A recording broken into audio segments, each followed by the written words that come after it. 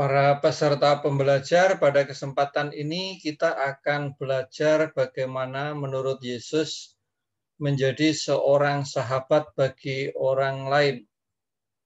Mari kita lanjut saja ke share screen.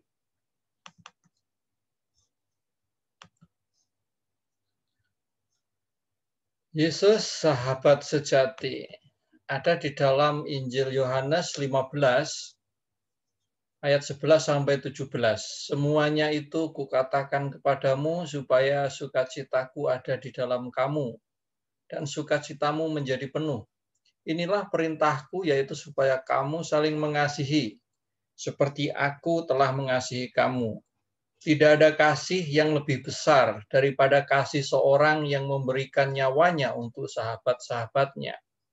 Kamu adalah sahabatku jikalau kamu berbuat apa yang kuperintahkan kepadamu. Aku tidak menyebut kamu lagi hamba, sebab hamba tidak tahu apa yang diperbuat oleh tuannya. Tetapi aku menyebut kamu sahabat, karena aku telah memberitahukan kepada kamu segala sesuatu yang telah kudengar dari Bapakku.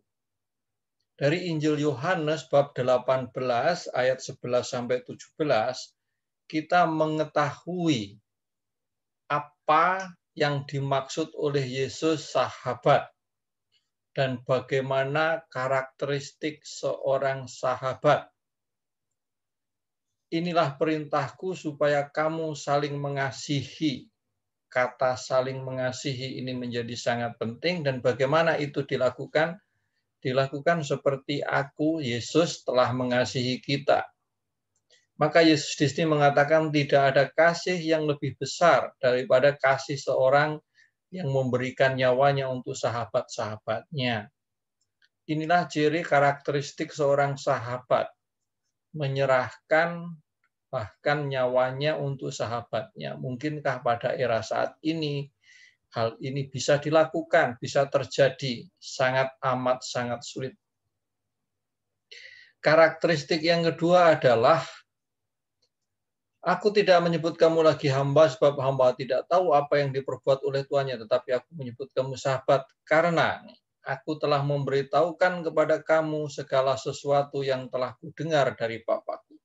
Jadi karakteristik yang kedua adalah menyampaikan hal baik kepada teman untuk kebaikan teman.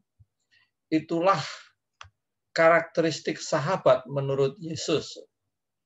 Menurut Yesus, di dalam masyarakat kita bisa melihat bahwa persahabatan itu banyak dibangun berdasarkan hobi yang sama.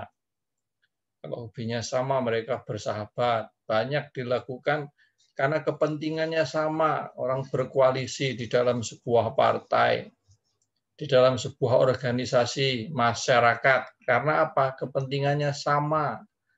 Lalu karena agamanya sama, pertanyaannya apakah ini jelek? Tentu tidak. Tetapi ini tidak kuat, saudara. Ini tidak kuat.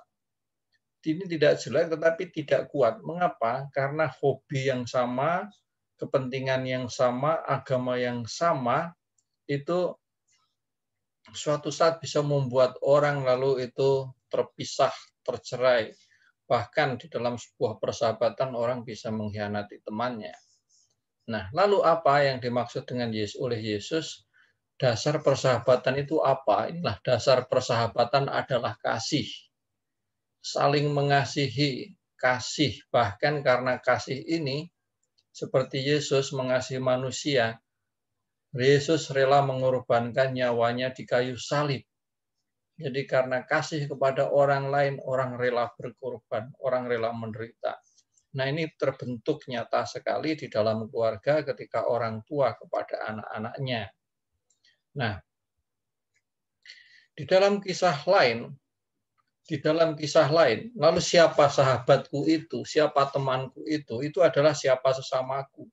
Di dalam Lukas 10 ayat 25 sampai 37, di situ Lukas menceritakan siapa sebenarnya sahabat kita, siapa sesama kita. Di dalam kisah itu ada orang Samaria yang baik hati.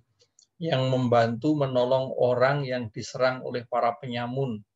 Penyamun itu bukan hanya mengambil harta orang itu, tetapi juga melukainya. Dan orang Samaria ini melihat korban, melihat orang yang menderita ini, dia merawatnya, membawa ke penginapan, membiayai, dan seterusnya.